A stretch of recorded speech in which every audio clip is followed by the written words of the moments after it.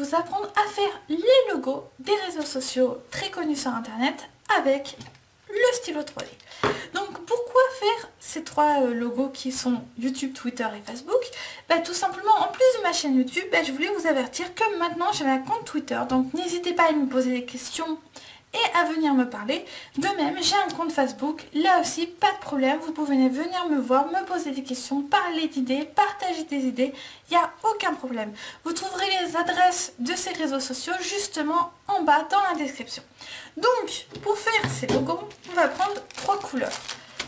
Le blanc, du bleu, normalement pour Twitter ce serait du bleu clair, mais malheureusement je n'ai pas cette couleur dans ma palette de couleurs, donc on va prendre le même bleu et le rouge pour YouTube.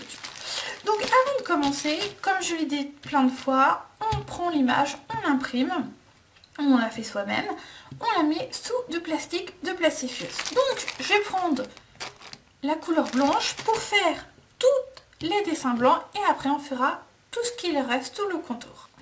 Alors bien sûr, avant de commencer, vous n'êtes pas obligé de faire le blanc. Vous pouvez par exemple, pour faire un effet semi-translucide, semi-transparent, faire que les figures en blanche soient vides.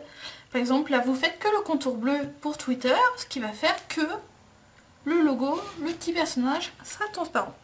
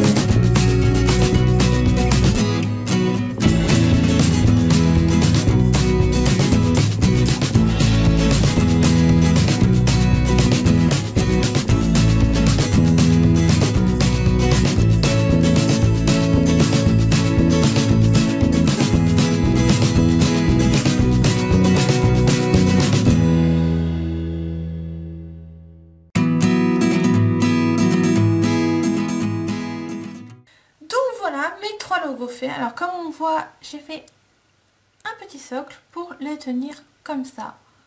Comme vous pouvez voir.